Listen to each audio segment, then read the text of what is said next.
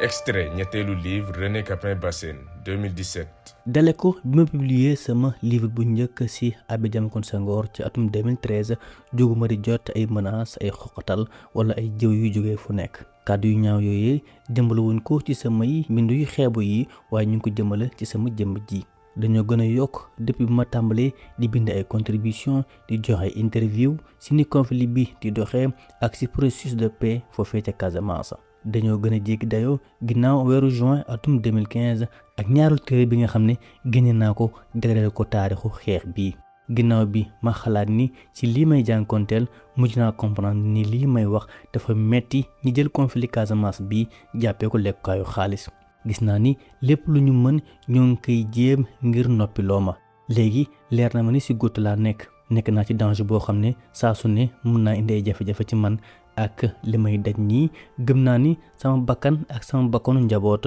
mi ngi ci xottu gerte.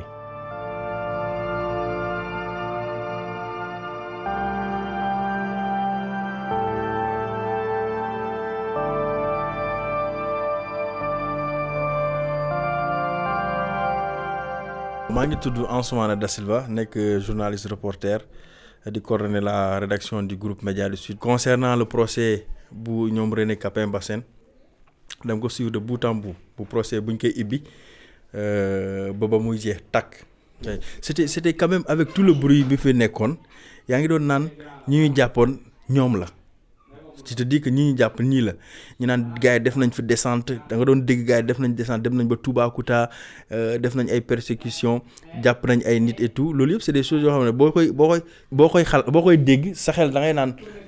bon la vérité est enfin là quoi. mais après boo xoolee le rebondissement nga suivre le procès bi de bout en bout tous les jours nga suivre procès bi nga ñëw gis ni benn nit kese la ñu condamné benn nit kese moo nekk jamono ji ci loxol yoon je dis tiens. est-ce que benn nit boobu noonu mën na def lii yëpp balaa ngay doon journaliste sax boo nee doomu aadama tout court da ngay interroger da ngay naan est-ce que réellement loolu la donc ba tey je pense que la vérité ba léegi éclaté wul et que war nañ continuer liggéey bi pour ñu xam dëggantaan ñan ñoo def ak ñan ñoo deful. man ci li ma jàngat moo di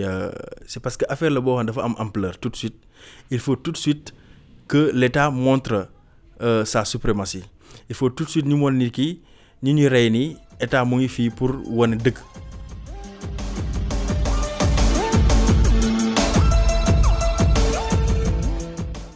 jërë ngeen jëf ci ànd bi ak groupe Média du Sud. dikkati nañ ci seen jotaay bi ñu duppee les grandes lignes ñu am yéene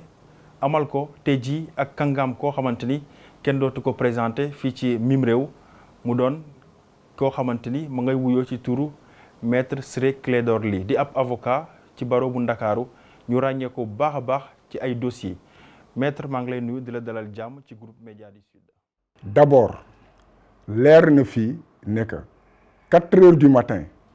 la ñu dem dugg seen biir kër yoon dàq na ko kon xam nga bu ñu ko defee moom moo di que déjà ñoom mébituñu woon jaar ci yoon awale yi fii yoon ndax ci jalgati la ñu tàmbali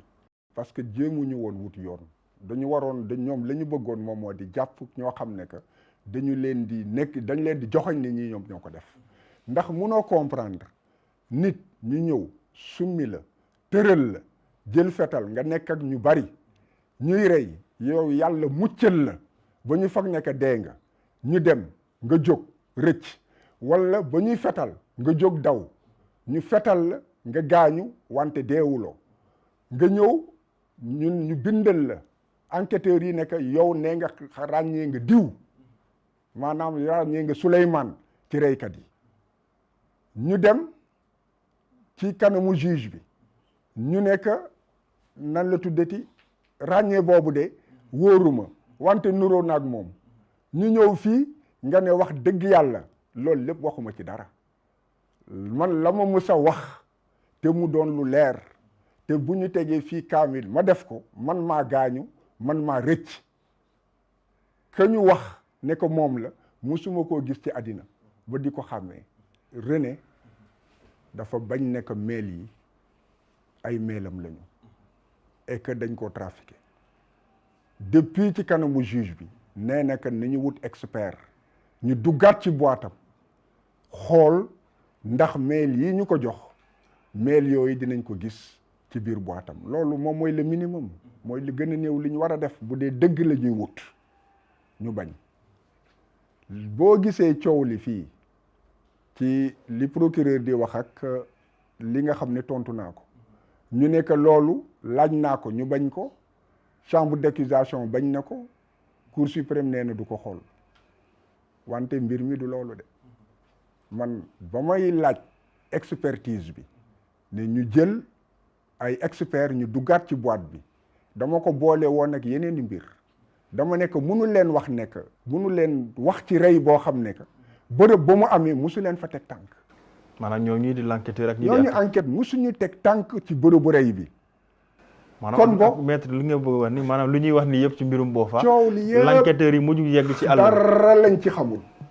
kenn ci ñoom tegul tànk ci àll bi kenn ci ñoom demul ba ci àll bi ba gis fa ab balu fetal wala dem ci àll bi ba gis loo xam ne que war na mën a tuumaal kenn.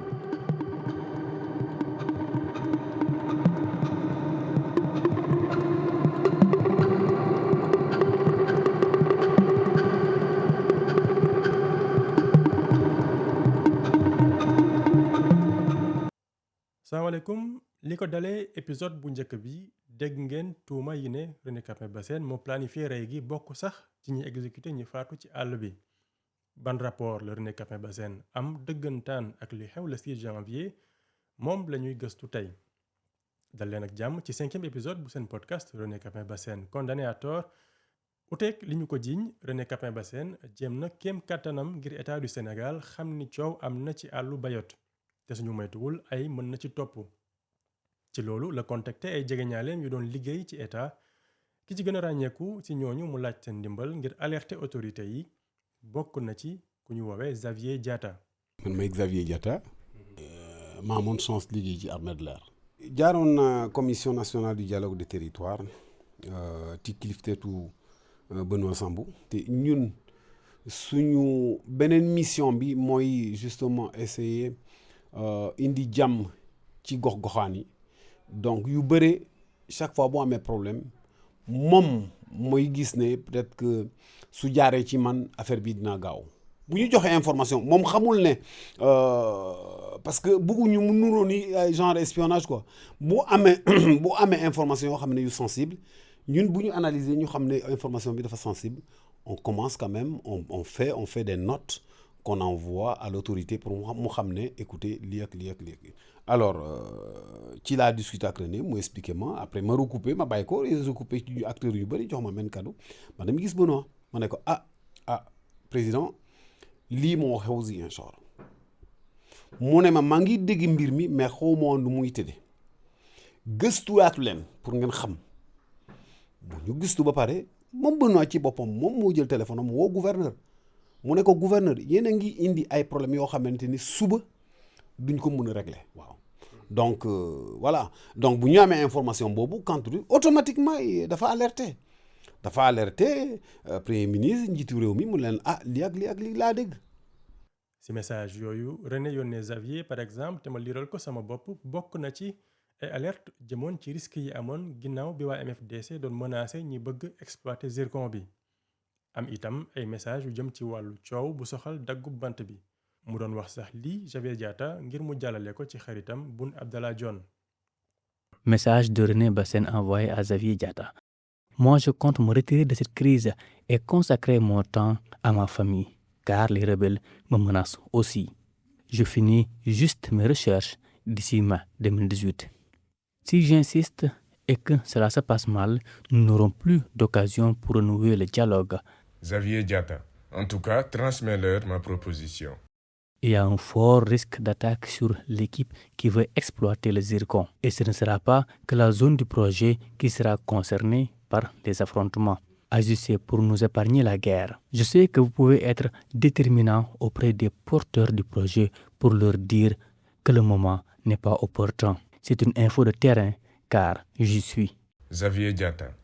Demain, je réunis les cadres casamançais sur la question des coupeurs de bois, le zircon et les autres problèmes. Il ne faudrait pas que demain ils disent qu'ils ne sont pas au courant. Les jeunes arrêtés ont pris un mois. Reste à savoir comment les autres vont apprécier. Aide le Premier ministre par les conseils. Car jusqu'à présent, malgré l'accalmie, la situation demeure tendue. Dernière chance pour sauver l'accalmie. Réponse de Xavier. J'attends le dossier et dès que je le reçois, je fais une note de synthèse au Premier ministre. Non, Boun Abdallah, suñu relation c'était des relations privées, c'était des relations personnelles. Benoît sax moo tax ma xam Boun Abdallah quoi. Donc dañ demoon ba finalement bon man dama amoon sax yeneen problème yoo xamante ne Boun Abdallah moo ma si jàppale woon ay problème sérieux yoo xam ne Boun Abdallah moo ma si jàppale woon. Xavier Diatta nettali na ma ni bi jëyee ji amee le 6 janvier 2018 René Capain Bassène yëg ko rajo woo ko li mu ko njëkk laaj moo di xanaa ay alertam yeggul ci kaw ndaxte li mu doon ragal mujj naa am. du rek moom Xavier Diatta la René woo ngoon boobu ndax woo na tamit ab collègue am bu nekkoon secrétaire général bu ANRAC tudd Ernest Sambou ngir laaj ko xanaa rapport bi mu yónnee woon seen directeur eggul fa mu waroon a egg. dañ ma arrêté et ñu ne dañuy def perquisition ñu ñëw fële sama bureau ba commission nationale du dialogue du territoire ñëw ñu perquisitionné foofu et après ñu yóbbu ma kii section de recherche ma toogee foofu kenn notifié wu ma garde à vue ma toog fa presque jusqu'à 2h 3h du matin ci laa leen laaj man leen yéen fii man lan laa fii def est-ce que c'est une garde à vue c'est une arrestation ñu ne ma non c'est pour les besoins de l'enquête man leen non su fekkee c'était les besoins de l'enquête si vous m'arrêtez pas notifiez ma garde à vue man damay dem sama yoon ñu ne ma non du ma dem ci lañ ma garder encore ba presque vers 3h30 4h ci laa gis colonel bi ma ne ko non lii moom mënul wéy mu ne ma non tu n'es pas très ma génne dem mais ñu nangu samay téléphone nangu sama ordinateur yëpp ñu ne ma il faut ma ñëwaat le lendemain ñu garder ma foofu presque ba minuit je crois que ci lañu xoolee d'ordinateur liggéey bu ñu doon liggéey yëpp ñu gis ne que dara amu ci ñu ne ma demal de toute façon ñun daal ñu ngi sa ginnaaw parce que en ce moment li ma doon suspecté dañ doon essayer xam kan nañu mënoon teg bouc émissaire ci kiw Boffa Bayotte. mais lan lañ la laaj ci sa relation ak René ak lan nga leen wax. dañ ma laaj est-ce que xam naa René man leen xam naa ko ñu ne ma est-ce que xam naa agissement wu René man René mi ma xam xaw ma ci moom benn agissement boo xamante qui a un rapport avec l'affaire Boffa Bayotte ñu ne ma non René li la def mun leen man leen loolu yéen a ko wax René xamuloon Boffa Bayotte René amul mbokk Boffa Bayotte René ci li ma xam neewul membre du MFDC René musul def dara loo xamante ne man mën naa ko jiñ ma ne kii peut-être dafa bokk ci MFDC man leen René amul parent boo xamante ne moom mu ngi liggéey ci bois bi René intéressé wul bois bi amul mbokk boo intéressé ci bois bi gisuma luy tax René mu dem tax ci affaire boobu loolu je peux pas le comprendre. Comme je l'ai dit dans le livre lu bëri xew na Casamance chaque fois bu ñu commencé au lieu ñu jublu ci enquête bi dañuy bàyyi enquête bi fële ñu gis benn waay même su fekkente kooku yéegul tiinul moom la ñuy sol affaire yi ba pare jox ko loolu li dal ñu René après ñu essayé bousculer man leen c'est pas la peine ngeen bousculer ma parce que yéen fi ngeen nekk man fa laa ne woon moi j'étais homme de truc donc c'est-à-dire que man ñeneen ñi mën ngeen man vous pouvez pas m'impressionner parce que li ma xam naa ko ça c'est ma conviction tant que indil leen ma ay firnde yoo xam ne dañ koy teg nii ngeen ne ma lii la def y a pas de problème. li ñu la arrêté aussi je pense certainement bokk na ci le fait aussi que ñu gis appel bu René defoon le 6 janvier ak seen ay échanges ak yooyu noonu. alors déjà est-ce que ñoom ils ont consulté échange yi nga doon faral di am sur Messenger ak yooyu noonu. ah oui man lépp laa leen jox comme moi j'avais rien à cacher dama leen jox lépp man li ma xalaat wax naa ko. mais donc ñoom gis nañu ne René mu ngi doon artu ci wàllu bois pour mais justement ñoom gis nañ ne René mu ngi doon artu man la même Messenger René dafa doon bind mu ne ma grand ñun newuñu foofu yéen a nekk foofu yéen a jege peut-être les pôles de décision def leen lépp li ngeen mën pour que ñu arrêter affaire yooyu mais lu tax dew ma parce que man avocat René moo ma assigné pour ma ñëw comparaître pour témoigner en faveur de René et ñu ngi dem tribunal assise li ma la wax ni c'est très important assise bi ma jotee assignation bi huissier moo ma ko indil ma jéem a rentrer en contact avec avocat bi ma yónnee kii bi ba sonn jotuma ko dama woote ba sonn c'est-à-dire avocat bi jéemul sax ñëw préparer ma pour ma ñëw taxaw ci tribunal assise yow da nga xamul assise ku xamul assise doo mun a comprendre parce que assise loo xamante ne lu sonaleen la lu diis la donc boo demee pour témoigner il faudrait que avocat boobu bi la mu préparer la ngeen toog discuter. munuma ko jot def naa lu nekk munuma ko jot ma ne non du ma dem. d'accord alors même ci loolu bu weesoo sax yow nga ñàkk fa dem leen lu jaaxal ñu bëri mooy yow li nga déposé devant les gendarmes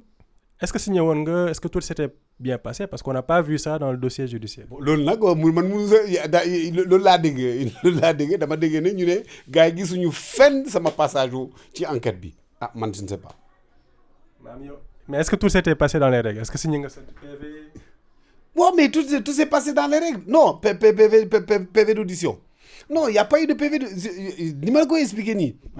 ñoom xool nañ say échange perquisitionné nañ. xool nañ sa ordinateur mais signé loo wuñ la. non dañ ma signé wala dara donc je comprends pourquoi je comprends pourquoi bokku ma si. C'est dommage que aujourd'hui René mun a rafay l'addition mun a rafay la facture pour tout le monde. est-ce que yëgoon nga sax ne mu ngi doon bind ci wàllu bi. si xam naa ko je sais qu'il écrivait sur ce truc-là c'était trop gros mais man waxoon naa ko parce que dafa am lu ma ci jot a lire. ci lim noonu waajal bind. waaw te ma xam ne effectivement loolu bu génnoon c'est un gros problème donc René li ko téye prison bëri na. donte Xavier Diatta ñëwul ci procès bi balaa boobu sax René Capain Bassène joxe woon na turam ak yeneen i tur ngir juge d'instruction bi déglu leen waaye mosuñu ko may Xavier Diatta nekkoon témoin clé gendarmerie déglu ko gis waxtaanam ak René ak alerte yi mu ko doon yónnee te boole wuñu ko ci dossier bi nekk na lu tey xel loolu rawatina soo seetloo li gendarme yi waxoon seen biir enquête ba ñu koy door en janvier 2018. Extrait du procès verbal de la gendarmerie, janvier 2018. Jean-Marie François Biagui, ancien secrétaire général du MFDC, Xavier Diatta et Ansou Sané, directeur général de l'ANRAC, devraient être entendus pour élucider leur niveau de connaissance et le rôle qu'ils auraient joué dans cette affaire. kon du woon Xavier rek la René tuddoon ki jiite woon agence nationale de relance des activités en Casamance ANRAC te René doon fa liggéey moom gendarme yi téye nañu ko ñaari fan garde à vue moom mi nga xam ni ba mu jëlee woon service jamono jooju yàggul woon li mu wax moo di rapport mensuel bi ko René Capain Bassène yónnee weeru décembre 2017 liiru ko ba mu jeex waaye ba tey mu ne ginnaaw bi massacre Bayot amee la dellu xoolaat email bi gis ni René Capain Bassène tuddoon na coow loolu tàmbali woon keneen ku René alerté ngir mu wax ak ñi mu xam ci biir autorité yi mooy Jean-Marie François Biagui nekkoon leader ci MFDC ay jamono ba keroog mu génn ci créer parti politique. waaw dama doon am ay xibaar tukkee ci René Capain Bassène wala ci yeneen yoon yoo xam ne ci biir MFDC lañ bokk mu doon ay xibaar yoo xam ne ngir xam mbir mi nu mu demee ak alerte yi nga xam ne daan nañ ko ci def waaye duma xaar sax seconde dama doon def sama kéemtalaay kàttan ngir nag ñu bokk ci état bi daal di koy jot te duma ci soppi dara. René ba ci bis bi mbir yi di xew ci waxtaan téléphone bu amoon diggam ak Jean-Marie Biagui ci suba si mu ngi ko doon alerté waat ni musiba nar na am ci forêt bi suñu moytuwul. beneen xaritam également tudd Bachir Ba journaliste nee na René doon na ko wax ay fan ci ginnaaw ni liy xeeñ ci àll bi neexul dara. mënoo sentir lu mel nii nga xam ni mën naa yëngal dëkk bi nga nopp si te xamoon nga wala mënoon ngaa def dara ngir mu bañ a am sama conscience mayu ma ko woon jàppiwu ma ko woon espionnage nit laa te gëm naa yàlla ay labbe ñoo ma yar mënumaa toog di gis lu bon di ñëw may noppi su ma noppi woon damay nekk assassin ni ñoom. ngir comprendre li waral René alerte ci wàllu faro bi jamono jooju faaw dellu rek ci histoire conflit bi. kii je vais sortir le passage là ma jox la rubrique par rubrique Où est-ce que je l'ai encore ouais, il me reste un exemplaire. Voilà. Alors. Effectivement, li ma la waxoon mooy lii. C'est le dernier chapitre, à partir de 250, c'est la page 250. J'ai dit une dernière confidence pour la route. J'ai dit, Léo, avant de te livrer mon analyse de la situation, je voudrais te faire la rétrospective des événements marquants en rapport avec les forêts casamançaises survenus entre 1989 et 2018, c'est-à-dire l'année où René a été truc. maa ngi leen en 1989 dafa amoon ay nit ñu jàppoon prise d'otage des coupeurs de Sansamba. En 1995 il y a eu la disparition mooy tubaab yi demoon foofu Casamance ba finalement ñooñu ba tey kenn xamul fu ñu dem. 2008 il y a eu 13 jeunes du village de Diagnon ak ki ñoo xamante ne dañuy dagg seen nopp yi ah c'est-à-dire c'est justement les gens de MFDC ci la ñu wax. Voilà, on a dit des individus. Ça, c'est un rapport avec du bois. Tout ça, c'est un rapport avec du bois. 2011, il y a eu les 11 zones du coupeur de bois froidement tués à Diagnon. 2012, 8 jeunes sont froidement assassinés dans la forêt de Mbissine et 2 soldats dans la forêt des Phoques. Tout ça, c'est un rapport avec le bois. 2013, plusieurs dizaines d'individus pris en otage par des individus pendant des heures dans la forêt. Leurs ravisseurs leur feront suivi les pires tortures avant de les libérer. 48 heures plus tard, dañ leen jàpp bàyyi leen foofu torturer leen ñaari fan après ñu bàyyi leen ñu dem. 2015, 39 personnes prises en otage pendant plusieurs heures puis sauvagement battues avant d'être libérées à la tombée de la nuit. Parmi les victimes, 25 jeunes du village de Toubacouta qui seront soignés au poste militaire de Toubacouta et à l'hôpital régional de Ziguinchor. 2016, kidnapping de 2 jeunes exploitants forestiers dans la forêt de Boussolom, commune de Boutouba Camara. 2016 encore, 8 jeunes ont été sauvagement battus dans la forêt de Bobonda. Certains ont vu leurs doigts coupés. Dañuy dagg seen baaraam yi pour ne leen bu leen fi ñëwaat. 2017 encore, attaque armée à Yabon, commune de Boutouba Camaracounda dans le cadre d'une supposée protection de la forêt. 2018, les braquages de Bafikan. Des assaillants ils occupaient la forêt attenante au village. Dañu ñëw presque à quelques encablures du village ñu toog foofu occuper forêt bi ñu ne leen ñu gis un villageois mu dugg ci forêt bi.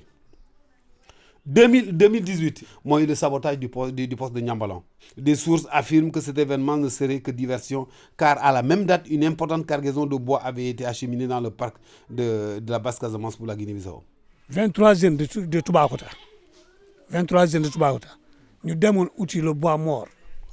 pour préparer la phase navétane, parce qu'on n'avait pas les moyens suffisants. Nous avons un élément armé, nous faisons les faux. Deux les gagnent. Man m'a assuré cette santé. Jour boobu jusqu'à 0 heure, j'ai circulé dans le village pour les soigner. Man m'a assuré boobu. loolu kañ la woon. C'est en 2015. C'est en 2015. Man donc foofu si kaw loolu est-ce que dégg ngeen fu ñu ne doomi Toubacouta waa Toubacouta ñoo leen dem jàpp si biir forêt bi ñu dóor leen ba gaañu leen est-ce que dégg ngeen loolu ñu ne ma déedéet. ma ne ko boo weesoo 2016. am na ñi nga xam ne ñu jàpp foofu ñu bëriwul leen foofu jusqu'à 14 heures man mii si laa bokkoon man mii si laa bokkoon et pourtant man dew ma àlla fu ma demoon fii pour syndicat foofu la ñu jàpp. ñun kéete laa ñu boo duggee fële sax bu ñu la jàppee nga ne leen Toubacouta la dëkk mooy am nga de sérieux problème dañ lay dóor ba c'est pas possible léegi cette population là yow nga ne ñooñu ñoo def ñi nga xamante ne ñoom sax ñu ngi leen di toroxal foofu. maa ngi fàttaliku aussi ki nekkoon maire je pense Niassia mu wax ne ma waaw mu wax ne même avant affaire bi di xew moom ci boppam am na ku mu yeb ci ambulance parce que dañ koo tiré. effectivement parce que waa jooju du question dañ ko tiré sax mais dafa demoon uti Damalas ñu jàpp ko foofu jël vélo dóor ko ba pare ñu jël paaka bi. génn benn morceau si poojam bi mu fekk suñu doom yi ak suñu petit frère yi ñu dem uti foofu Damaras ñu dem fekk ko fu mu toog mu ne leen bu leen dem fale baaxul léegi comme am na si ñoom ñi xaw a mag tuuti ñoom ñoo ko boot mais bu ñu sonnee ñu bàyyi ko si àll bi ñu ñëw signaler fii ñu dem wax ko armée militaire dañoo dugg ba si plaque bi egguñu si biir ñu yem foofu ñu ne ñoom mënuñu egg fële booy nee leen yéen eggu leen fu mu nekk mais la population moo ne il faut que ñu xam nu ñuy jàppalante ñu mun a sauver kii population moo jóg si guddi boobu mu dem boo ñu fekk ko fu mu tëdd jeunes yi fekk ko fu mu tëdd ñu boot ko andi ko ba si hôpital man dañ ma woo téléphone ñu ne ma c'est pas la peine nga ñëw parce que oto bi mënul dugg fii mais ñëw leen ba si cantonnement bi ngeen xaar ma foofu nga xaar ñu foofu bu ñu ko andi rek on l'évacue léegi bu ñu ko gisee si la ñu woo si cantonnement ñu ne gis nañu ko militaire yi topp leen ba foofu ñu boot ko andi ko ba si cantonnement bi man maa def évacuation foofu au niveau de l'hôpital kii camp militaire non c'était en 2017 c'était en l'hivernal 2017 l'hivernal 2017 début 2018 rek problème bi am ngeen ñëw dans un village ngeen naan waa dëkk bi ñoo ko def c'est tellement contradictoire alors que ñooñu yëpp loolu yëpp ñoom xam nañu ko. Oui, c'est vrai qu'il y avait des individus qui ont quitté Ziguinchor pour aller chercher du bois de chauffe dans la forêt classée du Bayotte. Donc ensuite, ils ont été à l'intérieur en profondeur et ils ont rencontré des éléments armés qui ont pris leur portable, leur vélo, leur portable. Ensuite, ils les ont laissés partir. Ils ont pris le bois et tout ça. Mais on a appris qu'ils ont été tabassés. Oui, il y en a quelques-uns, mais pas aussi. Mais il n'y a pas de blessures, il n'y a rien. Okay. Est-ce que c'est la première fois que cela arrive dans votre zone? Oui, depuis l'année passée, c'est la première fois. Hein. Depuis 2018, les incidents de la forêt classée du Bayotte, c'est la première fois. Ouais. lépp ci li waral condamnation bu René Capain Bassène mu ngi tënku ci ay email yu ñu ne daf ko yónnee ku ñuy wax Ousmane Tamba ngi bokk ci membre njëkk wu MFDC newoon kaso ci année 80 yi ginnaaw gi la dem dëkk Suisse en tant que réfugié ab leader la ci aile politique bu mouvement bi bokk ci ñi ci gën a radical te teg ko bët wala jokkoo ak moom jafe loolu du fenn itam foo mënee gis ab intervention publique am moom benn média bu ñuy wax journal du pays nekk média wu MFDC. tuuma bi moo ni René daf ko bind lu tolloog 21 email yi jëm ci naxasal processus de paix bi yi jëm ci dal ay acteurs de paix ak yi jëm ci ay communiqué MFDC yoo xam ni publié nañ ko ci journal du pays en décembre 2017. Extrait du communiqué signé Cellule de communication du MFDC, 18 décembre 2017. Le MFDC, dans toutes ses composantes et factions, condamne avec la dernière énergie l'emprisonnement à 1 mois ferme de 4 jeunes membres du comité intervillageois de préservation de l'environnement. Le MFDC reproche au service des eaux et forêts du Sénégal de planifier et d'encourager la dilapidation des ressources de la Casamance. Pour tous ces faits, le MFDC prendra en charge la protection de toutes les ressources naturelles de la Casamance. Gendarme yi wax mooy ni moom René moo bind communiqué yooyu en tant que porte-parole mouvement MFDC dolli si ñu ni dafa yónnee ay email Ousmane Tamba ngir mu digal kii di César Atoute Badiate mu daal di jàpp daggatu bant yi te dal seen kaw. Gendarme yi ni René dafa doon làkkatu ci statut journaliste ak statut fonctionnaire bu état ngir jàppale waa MFDC ak it nekkoon administrateur bu seen média bii di journal du pays. dafa am ki ma ne woon article yu bëri yuy génn ci journal wu MFDC moom moo ko doon bind ci laa ko ma ne ko mais boy yow dégg naa ne article yu bëri yow yaa koy bind mu ne ma ñu bëri loolu la ñuy wax mais man musuma bind benn article c'est vrai que damay seetaan mu ne ma xam naa ci dans le cadre de mon travail xam naa ci 2 ou 3 ñoo xamante ni dañuy bind. maak Ousmane Tamba amuñu relation bu particulière ab source la comme ni ko ñeneen ñi nekkee ñoom Kourouma Sané César Atoute Badiate ak ñeneen ñi maak moom ay mail yu jëm ci samay livre rekk lañu séq si li soxal journal du pays man duma def propagande li ma taxoon a jóg mooy wax ci conflit bi te jox naa leen interview ni ma joxee yeneen média interview mën ngeen ko gis sax ci internet bi soo bëggee ñëpp dégg li nga bëgg a wax ci wàllu jàmm faaw nga wax ak ñëpp bas ñi am fu ñu far l'essentiel mooy sama ngëm-ngëm rekk laay waxee samay interview ak journal du pays yépp dama leen ko jox te nëbbu ma si sama tur lañ ciy bind te mosuma leen wax ñu nëbb ko ndax lépp dama koy assumer. Extrait du procès verbal de la gendarmerie. Ces correspondances électroniques fondent l'implication de M. René Bassène comme membre actif, idéologue, analyste et chargé de communication de l'aile sud du mouvement des forces démocratiques de la Casamance, MFDC. Mieux, elle démontre sa responsabilité en tant que commanditaire et coordonnateur de l'intervention des combattants de César Atoute Badiate dans la forêt du Bayot Est contre les coupeurs de bois. Comment peut-on accuser un journaliste comme vous, si à l'époque vous étiez sur le terrain? Mamadou Nkrumah Sané, leader historique du MFDC. On vous pour enquêter ce qui se passait ou enquêter sur le conflit, on vous arrête pour vous dire que vous faites partie du MFDC. Comment peut-on accuser un journaliste d'être un idéologue d'un parti qui est né avant même que peut-être son père ne soit né? lenn lu tey xel ci email yooyu ñu ngi ko jëlee ci email supprimé te ñu ni René moo ciy woote ngir ñu rey coupeur de bois yi jaaree ko ci Ousmane Tamba ngir mu jox ndigal César Atoute moo di mail yooyu amul benn réponse bu jógee ci Ousmane Tamba.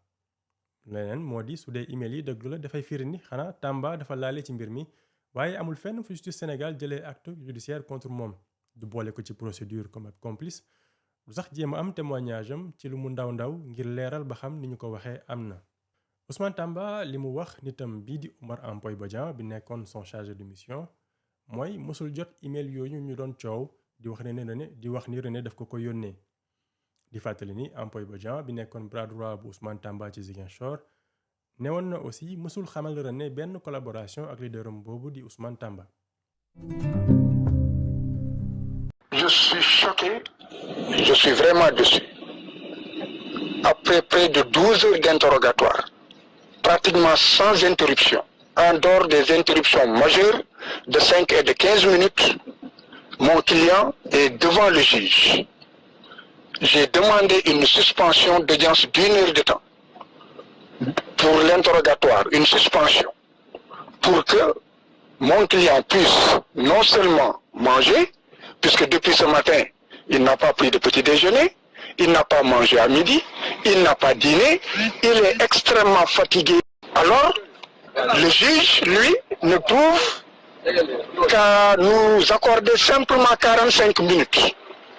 Alors, mon client a déclaré qu'il était épuisé, qu'il ne pouvait plus répondre à ces questions. Dans la mesure où plus la nuit s'avançait, plus son épuisement s'accentuait, que par voie de conséquence, c'était une façon de dire que même 1 heure de temps de suspension, n'est-ce pas, n'était pas suffisant, puisqu'il avait maintenant perdu tous ses esprits et qu'il avait sommeil, qu'il avait faim. Bon, conséquemment, je lui ai notifié ses droits. C'était le droit, lorsque ses facultés intellectuelles ne sont plus là, ainsi que sa force physique, de ne pas répondre aux questions du juge. atum 2020 ginnaaw ay grève de la faim ngir ñu mën ko déglu te jugé ko René Capain Bassène dem instruction guddi avocat am génn ak mer bàyyi René ci biir ni du eggali ndax condition yu metti yu ñu ko doon dégloo pàccu ci li procès verbal boobu di tënk guddi édition instruction jëm ci mail yi bokk na ci li nar a sànk René ndaxte ci la juge yi di gën a sukkandiku ngir condamné ko donte laaj na expertise muy version bu René bañ ba tëdd jouru procès am. ci kanamu juge d'instruction bi it àddina yëpp gis nañu ba nga xamee ne que man génn naa audience bi René Bassène ne que enquête bi mënatul continuer parce que xiif naa mar naa samay bët mënatuma koo tijji ndax sonn nañu bàyyi mbir mi ma noppaleeku ngeen continuer ko juge bi ne par force da koy continuer kon loolu alors que toogoon nañu lu ëpp 2 at ñu bàyyi leen ci kaso bi kenn toppatoowu leen